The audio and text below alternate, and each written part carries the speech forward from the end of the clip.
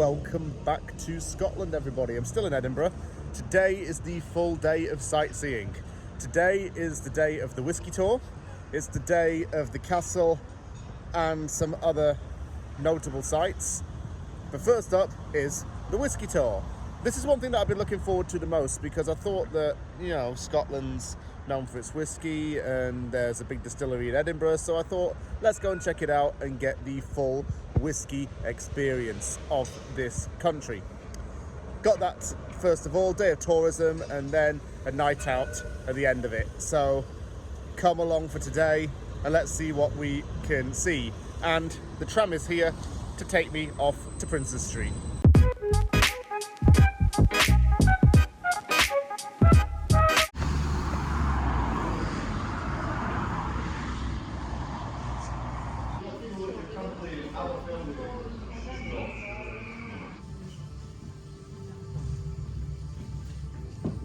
Of the inner world of whisky making. You are inside the cask, and when both cask and spirit meet. Alright guys, just wait on this part for me here.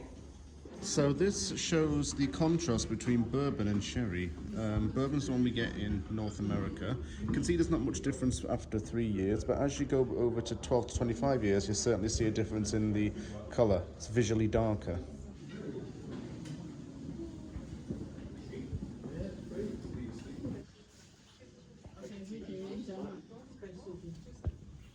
He's a very resilient businessman named Clive the Dees, who was a whiskey. Clive has, he did say it.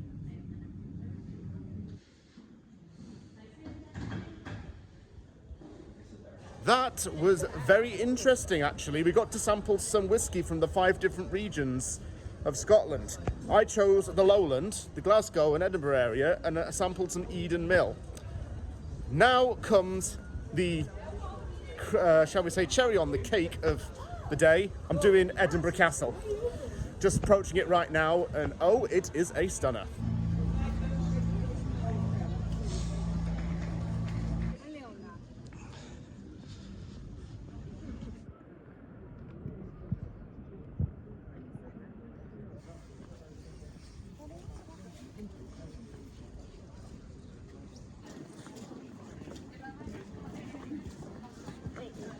I'm at the Cannons right now and look at the view. Woo. There's a reason actually why I'm at the Cannons, because I'm going to put a photo on screen right now. Try not to laugh at this or whatever, but this is me sitting on the Cannons at Edinburgh Castle when I was just a little kid. And you'll notice that I'm wearing a sweater with Foray Canada on it. Suppose that was foreshadowing future events. I'm going to try and take a photo of me not sitting on one of the cannons, but around one of the cannons, and then try and send it to my dad to see if it brings back any memories. The gentleman on horseback is a very important figure in British history, and certainly within the British military. This is Earl Haig. He was a field marshal of the British Empire. Behind me are 2 very important figures in Scottish history. We have Bruce and William Wallace.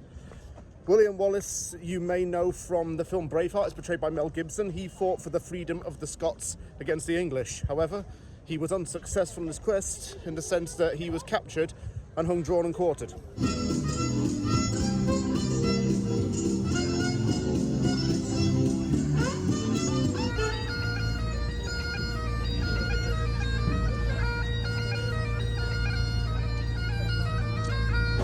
Up next is a walk for about a mile over to Canongate. We're going to the Holyrood Palace. I think that this is definitely also on the cards because it's an absolutely stunning building. And to get to the palace, we're walking down the historic Royal Mile. Very, very important part of central Edinburgh. This street would have connected the castle to the main centre many centuries ago.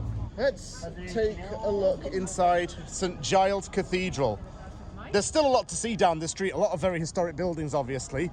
Well, look at this, these stained glass windows. Oh, these towering pillars as well. Absolutely beautiful. Beautiful building. Flags of former kings. the organ. Wow.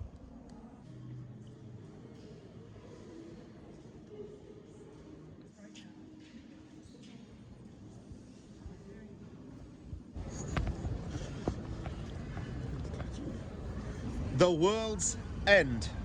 Back in the 16th century, Edinburgh was a walled city. So the gates of the city were outside of this pub. As far as people were in the city were concerned at the time, these gates were no longer their world. It was the world's end. And here it is. You'll start to notice that the street is beginning to get a little narrower. This is getting very, very old. Those narrow streets are definitely significant to older times. You don't really get them in North America, that's the thing. But in the UK, certainly in some Western European countries, you'll know that you're in an old, maybe medieval Norman-esque type of town when the streets get narrower. This is the Canongate Kirkyard.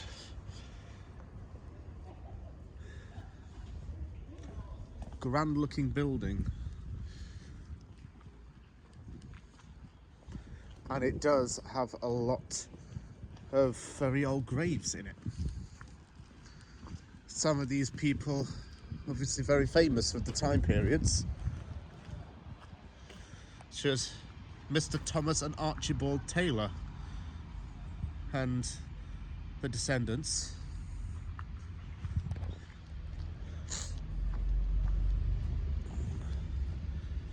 James Kirkwood Jr., who died in 1827 at just, let's say, 81 years. Oh, she's a lot older than I thought. James Gilbert, a late brewer in the north back of Canongate.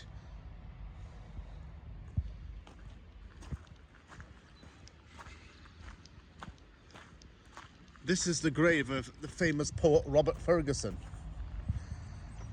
who died here. Well, he's buried here. He was only 23 years old when he died. Wow, not very old at all. This building with the spiked railings is the Scottish Parliament building, as you can see from this sign. It's just part of it, and the public entrance is just straight ahead. So I'm in. You do have to go through security, of course, when you come in through here, but it's all standard procedure. Now I'm en route to look at the building.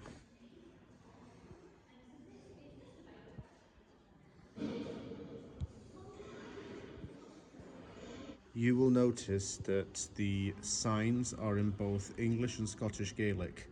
The Scottish Parliament encourages the use of Gaelic within its buildings because it sees it as a key component to its own identity that differentiates from the Parliament in Westminster, England.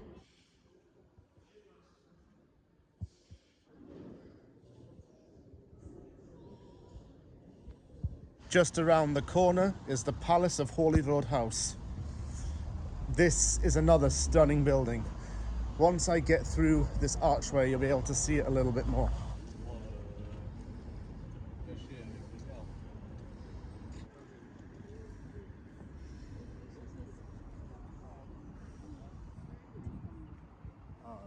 Almost 2 weeks. This might be all you will be able to see of the palace because there is absolutely no photography allowed inside of the building for security reasons. I'm going to have to shut my phone off in just a moment. I'll tell you how it is once I'm out. Of course, the British royal family has many connections to this palace. They have visited many times over the years. Pope Benedict XVI, during his papal visit, came here.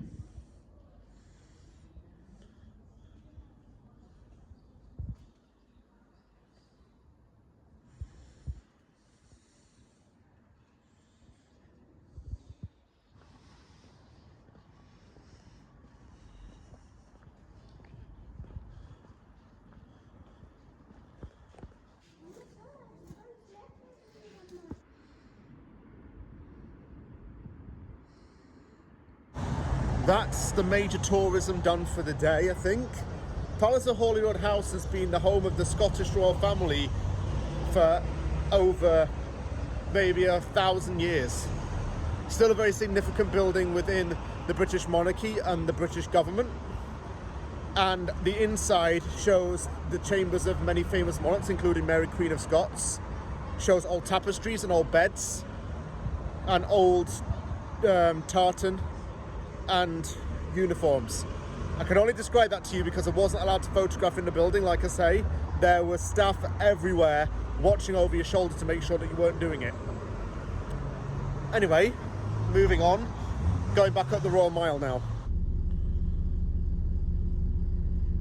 Went back to the Airbnb, had a bit of a nap, got changed, now I'm heading out again. This time I'm heading down Princes Street in the Old Town area, trying out a few of the bars there instead. There are a lot more than Leith bars in terms of the cost of the drinks, so they may be quite premium quality in that sense.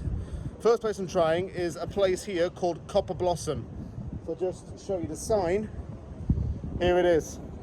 So I'm going first to try it out. It's a eatery and a cocktail bar as well. The drink that you just saw was their signature drink called the Copper Blossom, after the name of the bar. It's the signature drink. It's hibiscus ginger with gin elderflower in it as well. Tasted very, very refreshing. Not too sweet, but the decor was a little bit over the top in my opinion. It didn't need to be served in a bowl like that. Could have just served it in a coupe glass. But still a really good drink though. Next up, I've gone away from Copper Blossom and I'm just going to go into a pub. The Kenilworth is up next. The Kenilworth wasn't too bad.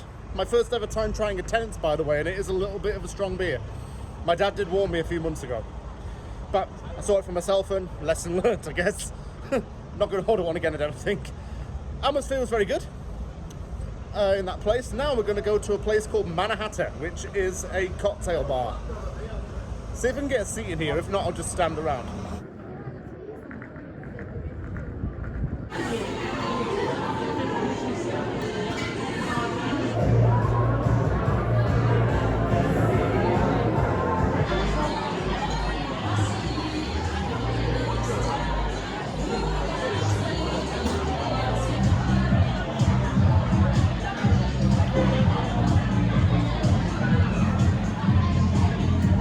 I had a pretty good night out. I would say that Mannahatta was definitely the highlight. I didn't mention this, but it's actually a chain company in the United Kingdom. It has locations in cities such as Birmingham, and it has one in London, and the location in Edinburgh opened up around 2 months ago. It's already packed pretty much every single night. It's a New York style bar. Has an upper deck, a lower deck, and a kitchen. Loads of space. Downstairs in the basement was where the dance floor was more, and just a very good place to be. Good day out though as well, seeing what Edinburgh had to offer, and a good night out to top it off. So thank you for watching this video, and I'll see you next time.